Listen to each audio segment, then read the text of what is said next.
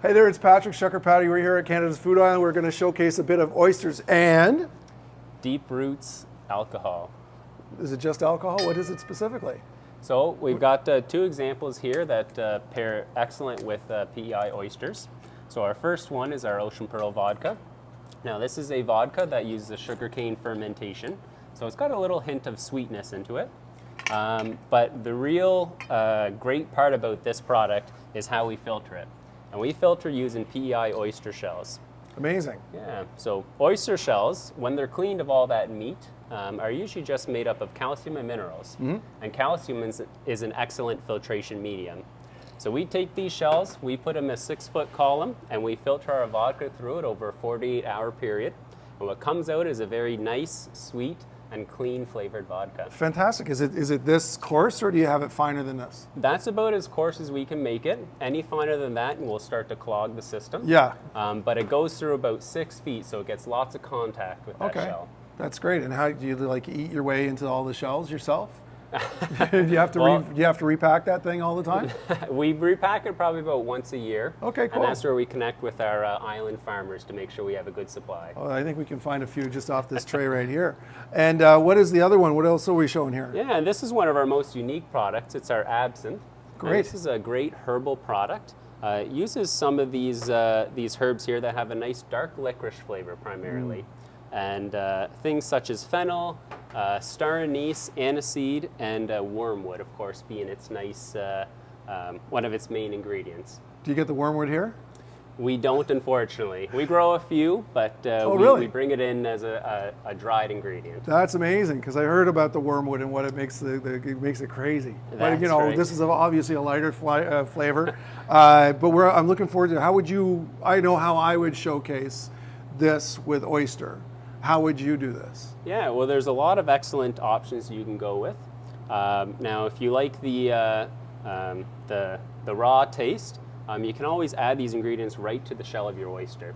So dropping a little bit of vodka in there adds that hint of sweetness, as well as that nice burn you'll get from the alcohol as well. Yeah.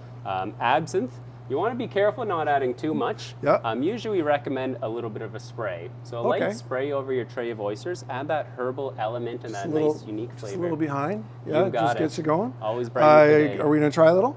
Absolutely. Super. Let's. I've shucked a few oysters. Do you mind? I'll just rip into this. Yes. I'll shuck open the vodka bottle. As such.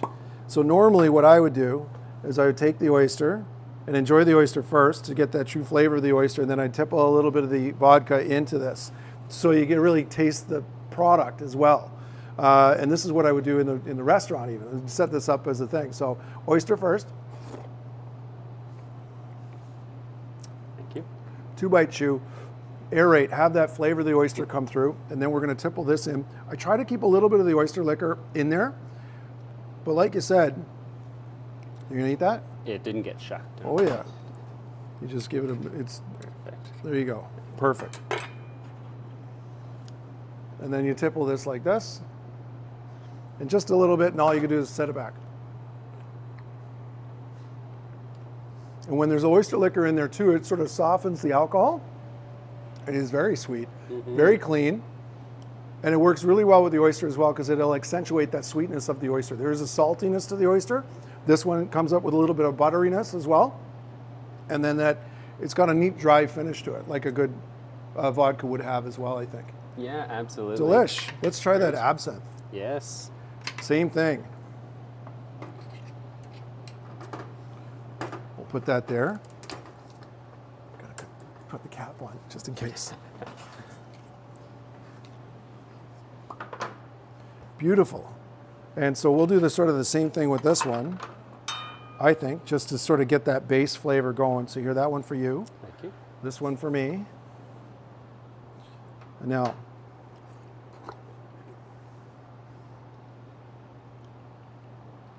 and you're saying this comes off with like an anise licorice. You got it. Mostly dark licorice. Now this one's at 72.5%. Ooh, that's my age. Thank you. That's really good. There you go. Oh, the nose on it is amazing. So you just get that ocean, that butter from the oyster, the saltiness, and now you got this licorice. And I can see where the spray is going to be softer as a little shooter type of thing. It comes off as you get the herbaceousness out of this one. Yes. So it's got that very cool little herbiness to it. Goes really well with the sea greens that come out of the oyster. I can see this almost better as a spray, right? And so, or more oyster liquor just to soften that thing up as well. Do you make cocktails out of this? Absolutely. Yeah, so this is always great on its own, just like the spray. But you can always make it a drink that you're going to enjoy when lots of options. And one of the traditional ways of drinking absinthe is with our sugar cube and our absinthe goblet here. So traditionally with absinthe, you would mix it 4 parts water with 1 part absinthe, and you add about a sugar cube of sweetness to that. Now a little bit more or less depending on your flavors. And that's going to create that nice milky flavor, brings it down to about a 20% cocktail that can be sipped as you're enjoying your meal. Delicious, delicious. Yeah. All right, I think we have to try this just one little bit more, if you don't mind. Absolutely. It's just a little drop to get that in there with the oyster liquor as well. Beautiful, thank you very much. Deep Roots, Prince Edward Island Oysters, having a great time. Thank you very much. Thank you.